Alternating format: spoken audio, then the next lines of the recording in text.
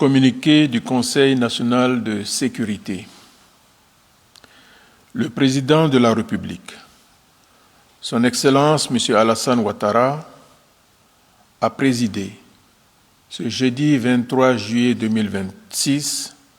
au Palais de la Présidence de la République une réunion du Conseil national de sécurité consacrée à l'examen de la situation sécuritaire générale. Au terme des échanges, il ressort que, grâce à l'efficacité des multiples opérations de sécurisation régulièrement menées par nos forces de défense et de sécurité sur l'ensemble du territoire national, la situation sécuritaire de notre pays continue d'être stable. Le Conseil national de sécurité note ainsi avec satisfaction la baisse de plusieurs formes de criminalité, notamment les attaques de domicile, de commerce et celles de coupeurs de route. Il observe cependant que les assassinats, les vols de véhicules et les graves accidents de la circulation devront faire l'objet d'une attention particulière. Concernant précisément les accidents de la circulation, le président de la République a exprimé ses condoléances et sa profonde compassion aux familles des victimes des récents accidents de la circulation survenus sur les axes Niakara-Kachola et Touba-Biankouma. Tout en déplorant vivement l'incivisme de certains automobilistes qui ne respectent pas le code de la route et dont les véhicules sont défectueux, le chef de l'État a instruit le Premier ministre, chef du gouvernement, à l'effet de prendre toutes les dispositions pour que les contrôles techniques des véhicules soient plus rigoureux et les actes d'incivisme sur nos routes ne soient plus tolérés. Par ailleurs, le Conseil national de sécurité se félicite tout particulièrement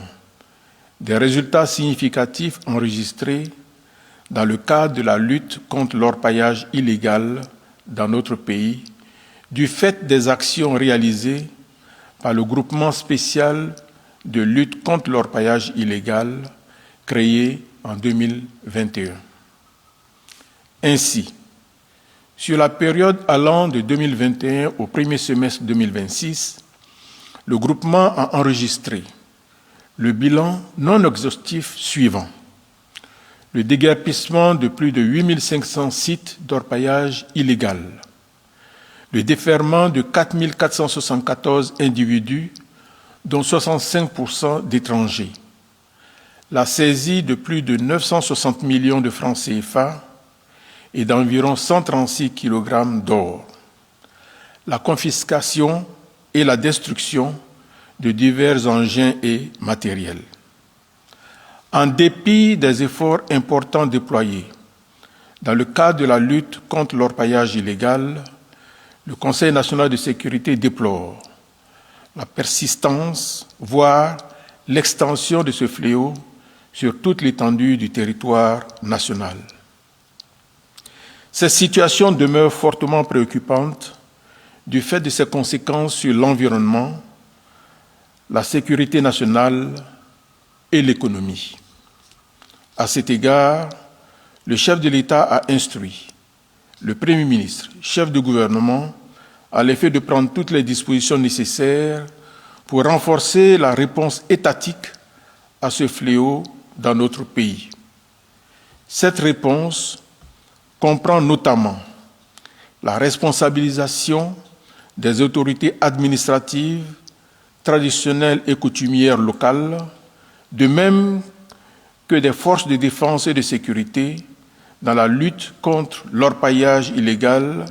à travers notamment les comités départementaux de sécurité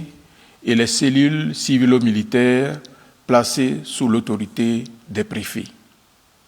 Le renforcement de la collaboration avec les représentations diplomatiques des pays d'origine des orpailleurs illégaux étrangers en vue d'intensifier leur implication dans la sensibilisation de leurs ressortissants et le rapatriement de ceux impliqués dans cette activité. L'application stricte de l'arsenal juridique répressif de la lutte contre l'orpaillage illégal sur toute l'étendue du territoire à l'encontre de toute personne physique ou morale impliquée dans cette activité illicite. À cet égard, le Premier ministre chef du gouvernement a été instruit à l'effet de préparer, dans les meilleurs délais, une communication en Conseil des ministres. Le renforcement des capacités opérationnelles du GS-Loi et des unités de forces de défense et de sécurité intervenant en coordination avec le groupement. S'agissant de la commémoration du 66e anniversaire de l'indépendance de notre pays, le Conseil national de sécurité a, sur proposition du vice-premier ministre, ministre de la Défense, marqué son accord pour l'organisation des festivités dans la commune de Yopougon. Ces festivités qui mobiliseront 5 423 éléments des forces de défense et de sécurité se tiendront le 6 et 7 août 2026 avec la participation d'importantes délégations venues du Bénin, du Gabon, de la Guinée et de l'Inde, pays invités d'honneur, et porteront sur le thème « Forces de défense et de sécurité au service de la paix, de l'unité et du développement ». Au terme de la réunion, le chef de l'État, satisfait du bon déroulement des préparatifs de la fête nationale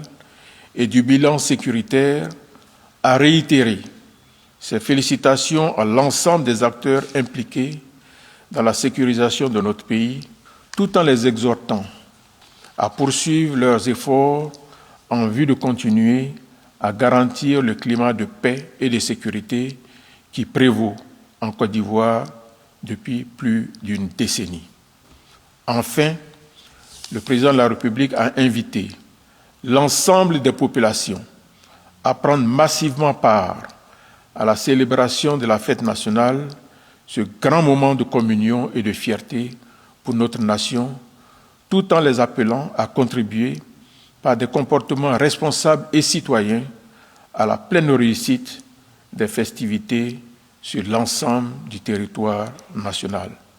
Fait à Abidjan le jeudi 23 juillet 2026.